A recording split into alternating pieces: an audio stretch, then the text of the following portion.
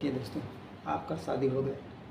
ठीक, आपका शादी हो गया। मान लीजिए आपका शादी हुए 3 या 4 महीना हो गया। ठीक है, मान लीजिए 3 या 4 महीना आपका शादी हुए हो गया। ठीक, फिर आप जो बीवी कहती है वही सुनते हैं। जो बीवी कहती है वही आप सुनते हैं। मम्मी को पापा को बहुत तकलीफ़ देते हैं। आपकी बीवी भी तकलीफ़ दे रही है और आप भी उनका बात नहीं सुन रहे हैं, उनको तकलीफ़ दे रहे हैं।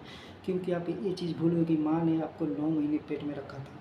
9 महीने पेट में रखने के बाद आपको जन्म दिया है और जितना माँ को तकलीफ़ होता है उतना बाप को तकलीफ़ नहीं होता है। अगर मान लीजिए कि आपका एक्सीडेंट हो गया, आप मर गए, तो आपको चिंता करने वाला कोई इंसान नहीं होगा, भाई बहन बाप, लेकिन सबसे तकलीफ़ किसको होगा? माँ को, क्योंकि माँ ने आपको 9 महीना पेट में पाला है। ठीक है, इसलिए सबसे ज़्यादा तकलीफ़ उसका होगा। ठीक है, उसी पर आपका शादी करवा लेते हैं।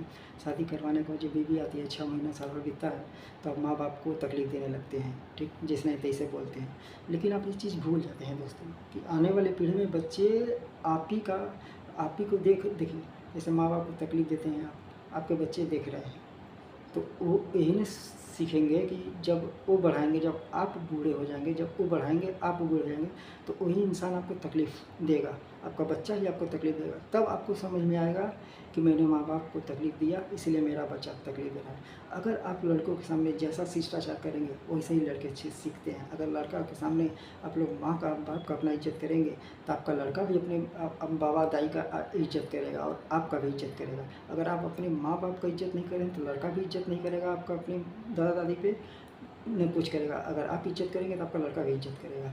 इसलिए जैसा बोएंगे वैसे ही काटेंगे। अगर जो चीज़ बोए हैं वही काटेंगे।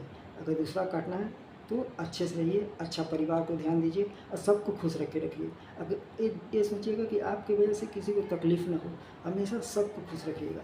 क्योंकि वीडियो अच्छी लगी हो तो सब्सक्राइब कर दीजिएगा, बेल आइकन को दबा दीजिएगा दोस्तों।